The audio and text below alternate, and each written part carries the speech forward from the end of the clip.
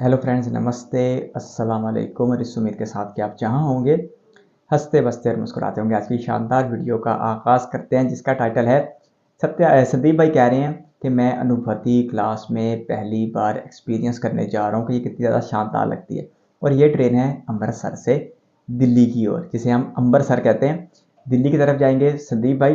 तकरीबन कोई 450-500 किलोमीटर का फासला है और ये वही रूट है जिसके ऊपर कुछ दिन पहले या कुछ माह पहले वंदे भारत भी चलाई गई है। तो ऐसे में देखते हैं कि जो ये अनुभूति क्लास है, वैसे तो ये शताब्दी एक्सप्रेस के बीच लग के जा रही है, तो ये कितनी ज़्यादा प्रीमियम है। हालांकि हमने संदीप भाई और सत्या भाई के साथ बड़ी बड़ी प्रीमियम क्लासें देखी हैं, खुसूसन राजधानी में। तो ऐसे में देखते हैं ये उससे कितनी ज़्यादा मुख्तलिफ है और संदीप भाई का ये एक्सपीरियंस कितना ज़्यादा शानदार रहता है। तो इस वीडियो को खास करते हैं, लेकिन उससे पहले रिक्वेस्ट, चैनल पर फर्स्ट टाइम कंटेंट पसंद है तो वीडियो को लाइक और चैनल को सब्सक्राइब करना मत भूलिएगा।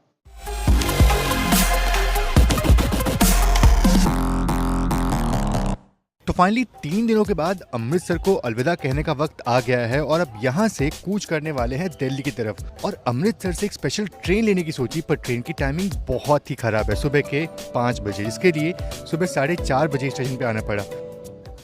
हेलो दोस्तों, मैं हूं संदीप और आप देख रहे हैं रेल ज्ञान कोश। फिलहाल मैं हूं अभी अमृतसर रेलवे स्टेशन में और आज हम ट्रैवल करने वाले हैं ट्रेन नंबर 12014 यानी कि अमृतसर नई दिल्ली शताब्दी एक्सप्रेस। और आज की जर्नी बहुत ही खास है क्योंकि आज हम ट्रैवल करने वाले हैं इस शताब्दी के अनुभूति क्लास में। ये मेरा पहला एक्सपीरियंस होगा किसी भी शताब्दी के अनुभूति क्लास में। तो चलिए जर्नी शुरू करते हैं और देखते हैं कि अनुभूति क्लास का जो एक्सपीरियंस होता है ना वो कैसा होता है। तो ये है इस ट्रेन का फर्स्ट एसी चेयर कार, जिसको आप एग्जीक्यूटिव क्लास ही बोल सकते हो। और कुछ ऐसा दिखता है बाहर से, बिल्कुल नॉर्मल सा इसका लिवरी है बाहर से भी, ऐसा कुछ बाहर से आपको स्पेशल नहीं दिखेगा। और ये है वो क्लास जिसमें हम यात्रा करने वाले हैं, यानी कि इस ट्रेन का सबसे ऊँचा क्लास जो है ना वो ये है, यानी कि अनुभूति क्लास। और इसका आप एक्सटीरियर देखोगे तो आपको देख के फ़र्क जो है वो समझ में आ जाएगा। अच्छी सी मिनाइल पेंटिंग जो इसमें की गई, अलग लुक है इसका बाकी सब क्लास से। बाहर तो काफ़ी अच्छा दिख रहा है। अब अंदर चलते हैं और देखते हैं कि अंदर से इसका एक्सपीरियंस कैसा होने वाला है। ये बहुत कम देखने को मिलती है अनुभूति क्लास। और आप लोग मुझसे अक्सर पूछते हो कि ट्रेन का लोकोमोटिव कौन सा है, तो ट्रेन में लोकोमोटिव लगा है गाजियाबाद का WFP5, जो कि एक 6125 HP का इंजन है और जिसकी एक्सेलरेशन बहुत ही तबाही वाला है। चलिए फिलहाल जर्नी की शुरुआत करते हैं। वाह, इस लोकोमोटिव को कौन नहीं जानता। बाकी बहुत ही मज़ेदार है। वाकई में लग रहा है कि भाई किसी अपर क्लास में आप ट्रैवल कर रहे हो। सीट्स की आप विड्थ देखो यार, क्या कंफर्टेबल सीट्स हैं। खुश हो गया भैया, आज तो संदीप भाई आते साथ पहली बार अनुभूति क्लास में ट्रैवल कर रहा हूँ मैं। और पहली बार तो हर चीज़ ही अच्छी लगती है। ज़्यादा स्पेस मिल जाता है यहाँ पे। अब बड़ी सी ट्रॉली बैग भी ना आराम से रख सकते हो, प्रॉपर स्पेस है इसमें। तो अपने तय वक्त यानी कि सुबह के 4:55 से 1 मिनट की देरी से ट्रेन अमृतसर रेलवे स्टेशन से अब निकल चुकी है। अम्बरसर बिल्कुल पाकिस्तान के पास, बॉर्डर के पास, गोल्डन टेम्पल का शहर। ठंड बहुत है तो अभी अंदर चलते हैं और गेट बंद कर देते हैं। कुछ 450-500 किलोमीटर का सफर तो है। ही सबसे पहले आपको ना पानी की बोतल जो है वो मिल जाती है और चाय भी। सुबह सुबह जागना काम आ गया। हैं अपने जर्नी के पहले हॉल्ट यानी कि ब्यास। और ब्यास स्टेशन के तुरंत बाद ना बहुत ही खूबसूरत ब्यास नदी जो है वो आती है, लेकिन थोड़ा अंधेरा है तो पता नहीं आपको ठीक से दिखा पाऊंगा नहीं, लेकिन कोशिश ज़रूर से करते हैं। चलिए ब्यास का अराइवल जो है वो लेते हैं। तो मैं आगे बढ़ने से पहले मैं बात करना चाहता हूँ ट्रेनमैन के बारे में, जो कि एक ऑथोराइज बुकिंग पार्टनर है IRCTC का। और ट्रेनमैन ऐप को ना मैं बहुत समय से यूज़ कर रहा हूँ क्योंकि यहाँ पे आप PNR स्टेटस के साथ साथ PNR प्रेडिक्शन की आपका टिकट जो है उसके कंफर्म होने के चांसेस कितने हैं, उसके साथ ही साथ कोच लेआउट, सीट अवेलेबिलिटी और offline live train running status जैसे बहुत सारे यूजफुल फीचर्स हैं इस ट्रेनमैन ऐप में। और उसके साथ ही साथ फ्लाइट होटल बुकिंग और ट्रेन में फूड भी आप यहाँ से ऑर्डर कर सकते हैं। सेम रूट पे अलग अलग ट्रेन के फेयर भी कंपेयर कर सकते हैं। कैंसिलेशन के बाद रिफंड भी बस 60 सेकंड में मिल जाता है। Cheapest train ticket with no extra charges. और साथ ही साथ इनका कस्टमर सपोर्ट जो है ना वो बहुत तगड़ा है। इतने सारे फीचर्स हैं। और अब तो एक नया फीचर भी आ गया है ट्रिप एश्योरेंस का, जो कि बहुत ही मस्त है।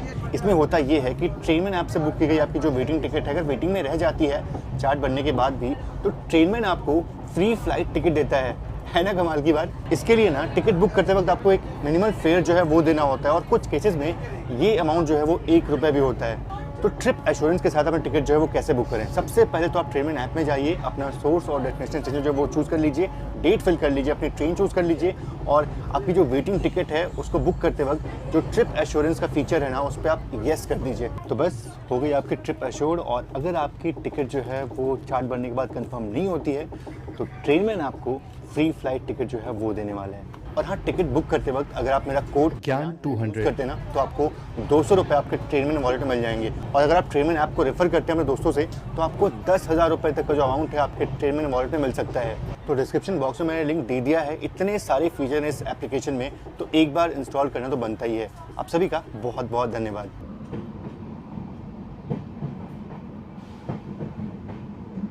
वक्त काफ़ी सुबह का है इस ट्रेन का और काफ़ी मुश्किल होती है जब इतनी सुबह सुबह कोई ट्रेन पकड़नी पड़े। और बात करें ब्यास स्टेशन की ना तो ये एक जंक्शन रेलवे स्टेशन है, क्योंकि यहाँ से एक लाइन जो है वो तरन तारण के निकली हुई है। और हाँ, इसके तुरंत बाद जो ब्यास नदी है ना वो देखने को मिलती है, लेकिन अंधेरा ज़्यादा है, चांद भी आपको दिख रहा होगा तो शायद नदी आपको ठीक से देखने को ना मिले। इसी तरह जो पटना तेजस राजधानी है वो 4:30 बजे सुबह पटना पहुँचती है। नदी की ना तो इसका जो उद्गम है वो हिमाचल प्रदेश में होता है, रोहतांग के पास में। और ये 420 किलोमीटर का सफ़र जो है वो तय करती है। हिमाचल से निकलने के बाद जब नदी पंजाब में आती है ना तो इसका जो मिलन है वो सतलज नदी में हो जाता है। चलिए देखते हैं भाई कि ब्यास नदी जो है वो कैसी दिखती है रात के अंधेरे में। तो उम्मीद के मुताबिक कुछ भी साफ नहीं दिखा। अभी अंधेरा बहुत है, इसलिए तो दिन की जर्नी बड़ी शानदार रहती है। वैसे चाय और कॉफ़ी दोनों का ऑप्शन आपको मिल जाता है, तो आपको भी चूज़ कर सकते हो। तो यार मैंने जो है वो कॉफ़ी को ऑप्ट किया, क्योंकि चाय तो भाई वैसी लगती है।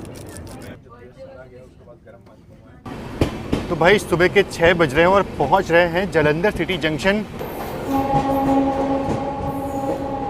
अच्छा, जालंधर भी जंक्शन है।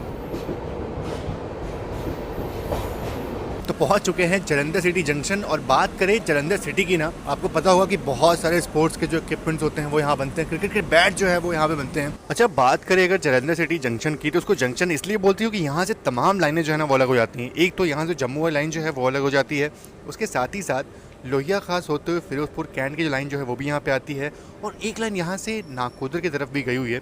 तो इसलिए जालंधर सिटी को जंक्शन जो है वो बोलते हैं। शहर का तो पता नहीं, लोग बड़े कमाल के हैं, क्या इन लोगों का रहन सहन। और तो जम्मू की तरफ लाइन जो है वो अब यहाँ पे आके मिल जाती है। अब हम आ गए हैं जम्मू नई दिल्ली मेन लाइन पे और स्किप कर रहे हैं जालंधर कैंट रेलवे स्टेशन को।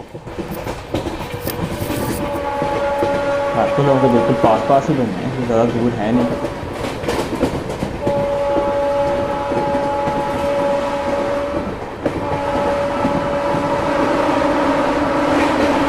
शताब्दी की अनुभूति ने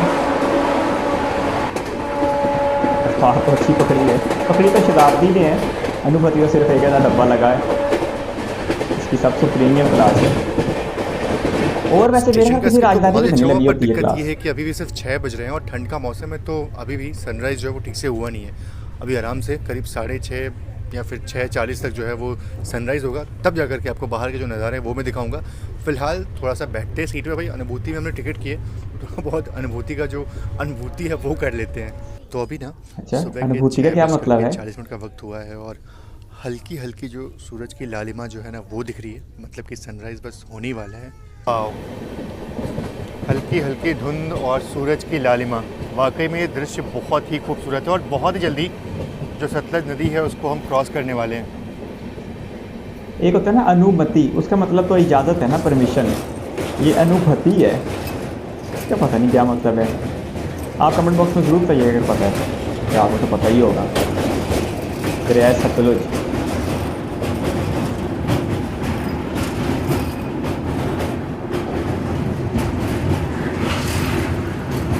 मौसम ऐसा है ना, सर्दी का दरिया जो है खुश्क पड़े।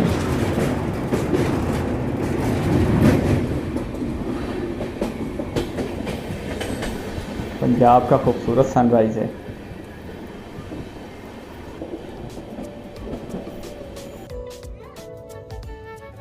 अनुभूति के मज़े भी लिए जा रहे हैं। तो बात करें अनुभूति क्लास की ना, तो यहाँ पे आपको चार्जिंग सॉकेट जो है आपकी सीट के पास मिल जाते हैं, 2 यूएसबी पोर्ट मिल जाते हैं आपके फ़ोन चार्जिंग के लिए। और सबसे बेस्ट चीज़ लगती है मुझे ये सीट्स, ये बटन दबाया और ये जो लेग रेस्ट है ऊपर आ गया, और उसके बाद से ये बटन जो दबाया उसके बाद आप पीछे पुशबैक जो है वो कर सकते हो और बड़े ही मज़े से ना आराम से आप लेट सकते हो। सीट्स वाकई बहुत ही कंफर्टेबल। अब जाहिर सी बात है आप इस ट्रेन के हायर क्लास में ट्रैवल कर रहे हो तो इतना कंफर्ट तो आपको मिलेगा ही। तो हमारी ट्रेन जो थी वो लुधियाना के आउटर में काफ़ी देर तक खड़ी थी और फाइनली अब आउटर से निकल करके हम इधर कोई तो ट्रेन आ रही है वेब 5 के साथ, पार्सल वैन है यहाँ पर वेब 5 की भरमार और साउथ में नजर नहीं आते।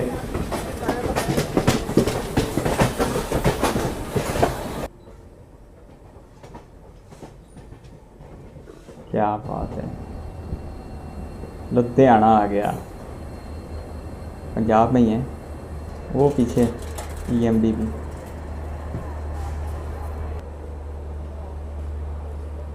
स्टेशन पे तिरंगे बड़े बड़े लगे हुए हैं। धनबाद फिरोजपुर। तो बात करें लुधियाना की ना, तो जो दिल्ली में लोधी डायनेस्टी है ना, उन्होंने इस शहर को खोजा था और उस समय ये शहर नहीं था, एक थोड़ा सा गांव था जिसको मीर होता के नाम से लोग जानते थे। फिर बाद में इसका नाम जो है वो लुधियाना यानी कि लोधी आना यानी कि लोधियों का शहर, लोधियों का टाउन, तो उसके बाद से नाम जो है वो चेंज हुआ। और बात करें लुधियाना की, तो ये बहुत ही बड़ा मैन्युफैक्चरिंग हब है, इसको मैनचेस्टर ऑफ पंजाब भी लोग बोलते हैं। और बात करें लुधियाना की, तो उसको जंक्शन इसलिए बोलते हो कि यहाँ से एक लाइन जो है वो फिरोजपुर कैंट की तरफ निकल जाती है, एक लाइन यहाँ से निकल जाती है धुरी की तरफ, और एक लाइन जिधर हम जाने वाले हैं यानी कि अम्बाला कैंट की तरफ। अच्छा, अम्बाला ही बीच में आएगा, हरियाणा।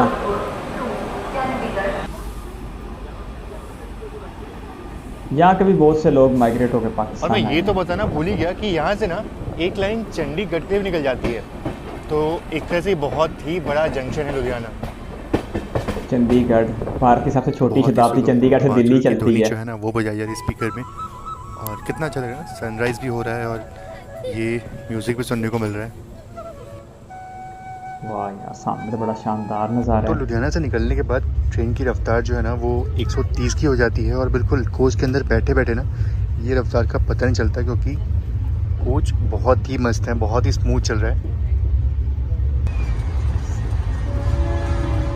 हमारे यार 130 के ऊपर भी इतना स्मूथ है।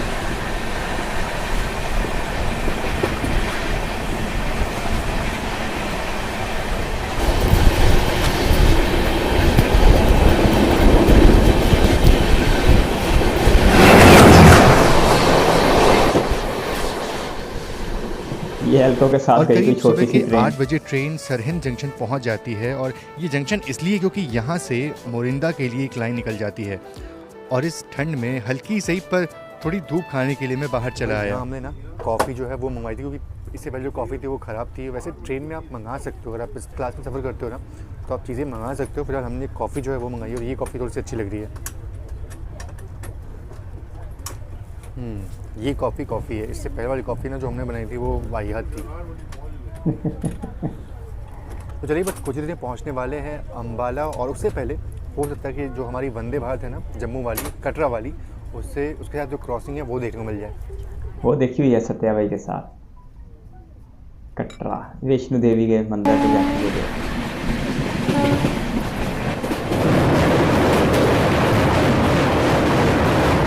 आप 3 ट्रैक और तीनों के ब्रिजेस भी सेपरेट। मिली गई दिल्ली से कटरा की वंदे भारत, भारत की दूसरी वंदे भारत थी ये, वाराणसी वाली और के बाद। पैसेंजर्स को ब्रेकफास्ट सर्व किया जाना है, पर हम तो अभी अम्बाला के बाद ब्रेकफास्ट करेंगे। पर उससे पहले अम्बाला सिटी का ये स्किप देख लें। अम्बाला में नहीं रुके, शायद अम्बाला जंक्शन रुके।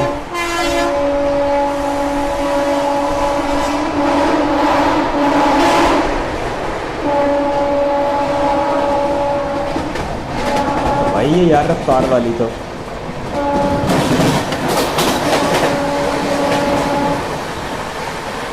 अम्बाला भी बहुत से नामों का एक मुखफ़्फ़ है। चंडीगढ़ की तरफ से जो आगे कालका और मंदौरा के लिए निकल जाती है, तो ये लाइन अभी यहाँ पे हमसे मिल रही है। और इसी रूट पे जो हमारी दूसरी वंदे भारत है यानी कि अमंदौरा नई दिल्ली वो इसी तरफ निकल जाती है।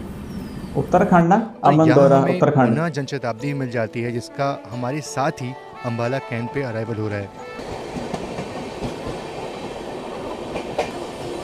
अच्छा, वैसे इसमें बेसिक फ़र्क क्या है शताब्दी में और जन शताब्दी में? क्योंकि अक्सर अकेली शताब्दी होती है, अक्सर साथ में जन भी लगा होता है। वैसे तो जन जनता आवाम को कहते हैं, और शताब्दी मतलब सेंचुरी या सदी। लेकिन ये फ़र्क क्यों है कि वो सेपरेट शताब्दी और ये जन शताब्दी? और ये है जम्मू तवी बाड़मेर एक्सप्रेस जिसको हम ओवरटेक करने की सोच रहे थे, पर इस ट्रेन ने अपना ओवरटेक नहीं होने दिया। डीजल होके भी तगड़ी है, वेब 5 को नहीं ओवरटेक तो करने वक्त दिया। हो चुका है 8:48 और पहुंच चुके हैं अम्बाला कैंट। वैसे यहाँ पहुंचने का सही समय था ना, वो था 8:32 और इधर जम्मू तवी बाड़मेर जो है वो निकल चुकी है हमारे रहती।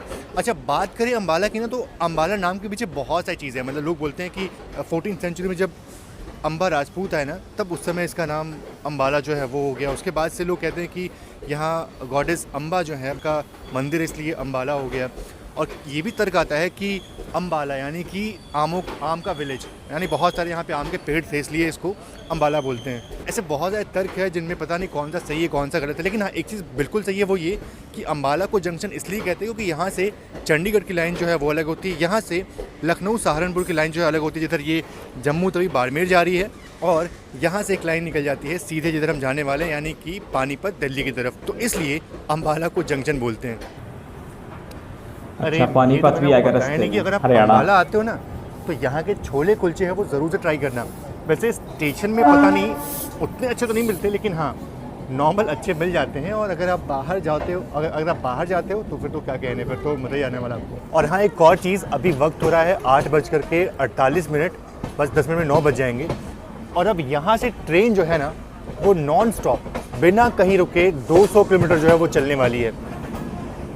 और दिल्ली ये तक। देखिए, ये जो सहारनपुर लखनऊ वाली लाइन है ये हमसे अब अलग हो चुकी है और हम निकल चुके हैं पानीपत और दिल्ली वाली लाइन यानी की ये तरफ। गई यूपी के लिए और जिस पे ये बढ़ रहे हैं ये गई हरियाणा। और सभी लोग का ब्रेकफास्ट जो है ना वो सर्व हो चुका है, लेकिन हमने मना कर दिया। हमने बोला कि जब अम्बाला कैंट से डिपार्चर होगा उसके बाद ही हम अपना ब्रेकफास्ट जो है वो लेंगे।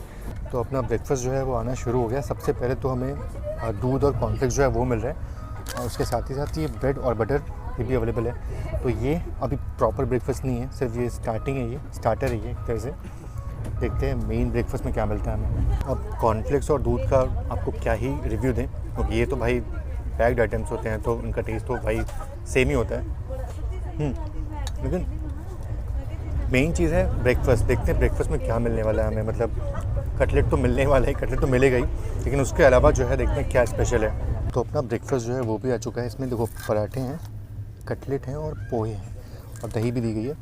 अब इसको देखते हैं, लेकिन उससे पहले कुरुक्षेत्र जंक्शन का जो स्किप है ना वो हो रहा है, बहुत ही स्लो स्पीड में हो रहा है। तो अच्छा हुआ कि बाहर नहीं गए। तो कुरुक्षेत्र का स्किप भी हो रहा है और साथ ही साथ जो शताब्दी एक्सप्रेस है ना उसके साथ क्रॉसिंग भी होने वाली है। तो भाई मुझे ना पराठे बहुत ही अच्छे लगते हैं, और ट्रेन में पराठे मिले अगर तो भाई क्या ही कहना है।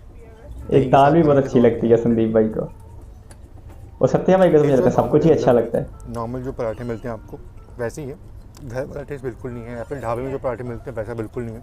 पर हाँ, एक बात कहना चाहूँगा कि भाई स्टफिंग करने में थोड़ी कंजूसी ना करो यार। जो यार क्या स्टफिंग है, आलू इसमें बहुत कम डाले हुए हैं।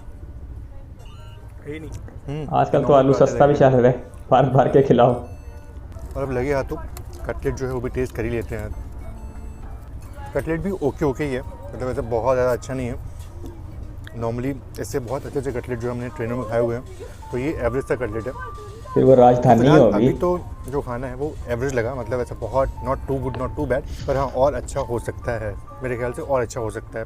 क्योंकि अब यार इतना अच्छा फेयर पे कर रहे हो, इतना ज़्यादा फेयर पे कर रहे हो, और आप थोड़ा उम्मीद तो कर सकते हो कि इससे अच्छा खाना जो 2000। ठीक है चलो, बाकी वेजेस तो भाई नॉर्मल है तो उनका टेस्ट क्या ही करना। और यहाँ पे ना पहले एलईडी स्क्रीन होती थी, पर लोग क्या करते थे कि स्क्रीन को चुरा के घर ले जाते थे, इसलिए अब रेलवे भी इसको लगाती नहीं। और बाकी कंफर्ट तो बहुत ही ज़्यादा अच्छा है यहाँ पे, लेग स्पेस तो बहुत ही ज़्यादा है। और अगर 8 घंटे की जर्नी करनी पड़ी इस ट्रेन में ना, तो यहाँ फील नहीं होने वाली। इस क्लास में भी चोरियां हो जाती हैं यार, कितने अफसोस की बात है। वैसे तो और कहीं भी चोरी हो सोनीपत तो स्टेशन गलत को है। फिलहाल स्किप कर रहे हैं और वो भी 130 की रफ्तार में।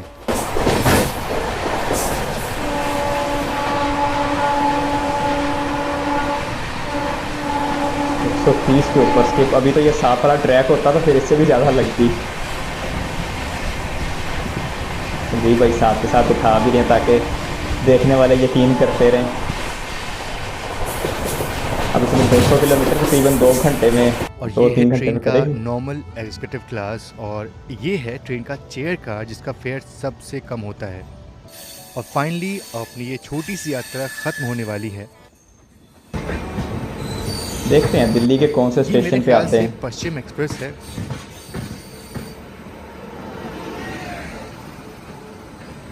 जी ये हाँ, वेब ये 7 तो वही है। हालात माड़े ही हैं।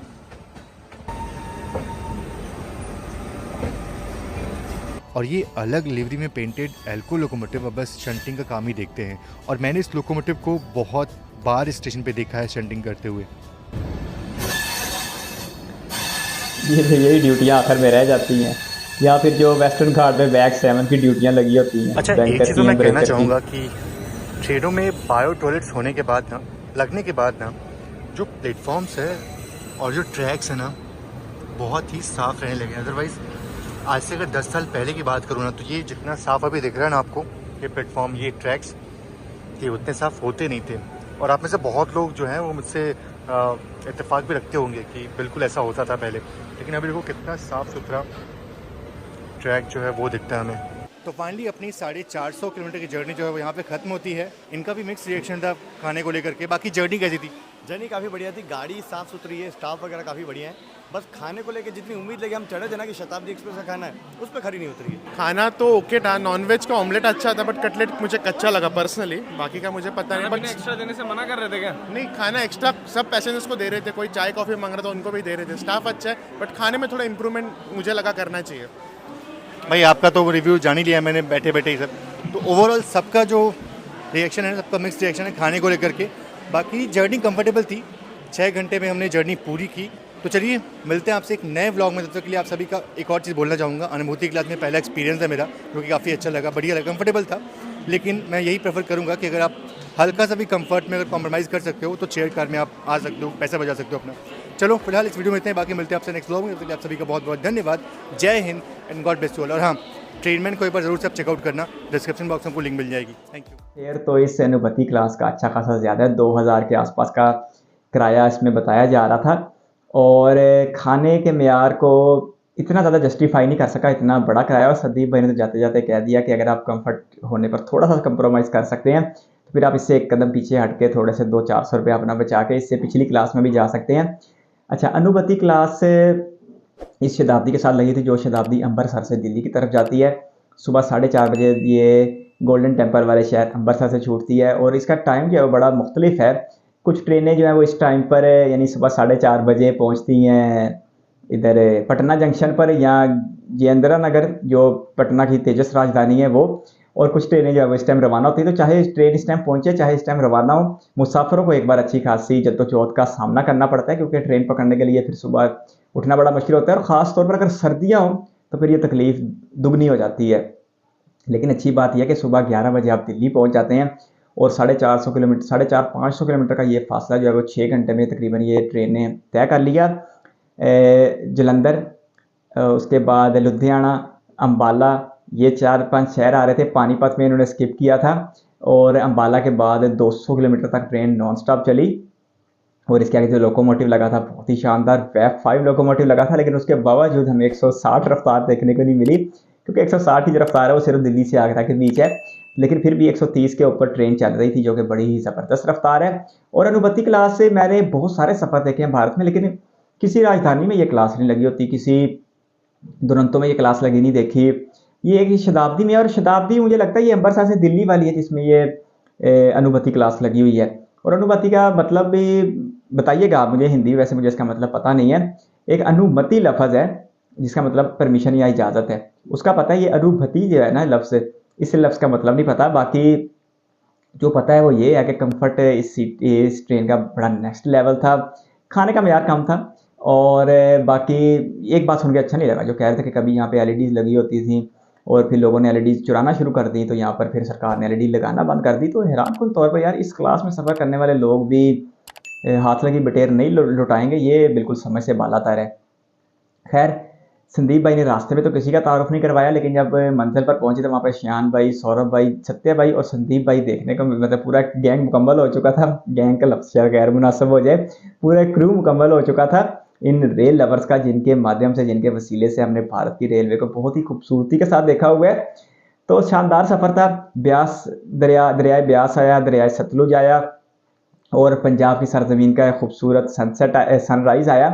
और पंजाब है तो फिर हमें तो फिर इसमें ज़्यादा अपनायत होगी, क्योंकि अम्बरसर से इस वीडियो का आगाज़ किया गया जो लाहौर से बमुश्किल कोई 25-30 किलोमीटर के फासले पर है। तो ऐसे में फिर हमें जो है ना अपनायत थोड़ी सी ज़्यादा महसूस हो रही थी। बाकी हकीकत यही है कि अब ये बंद हो चुके हैं सारे मामला, लेकिन फिर भी संदीप भाई के साथ अनुभूति क्लास देखी, इसकी जो इस शताब्दी की प्रीमियम या एग्जेक्टिव क्लास है वो देख के अच्छा लगा। अगर आप एक रेल फैन है तो इस चैनल को सब्सक्राइब करें। इस चैनल के ऊपर एक लंबा कंटेंट मौजूद है इंडिया रेलवेज को लेके, आने वाले दिनों में भी आता रहेगा। आप अपनी सजेशन का सिलसिला जारी रखिएगा। हम बहुत जल्द इस उम्मीद के साथ मिले जब हम अगली बार मिलें। आप इसी तरह हंसते बसते और मुस्कुराते अपना बहुत सारा ख्याल रखिएगा। और इस वीडियो को कीमती वक्त देने के लिए आपका बहुत बहुत शुक्रिया।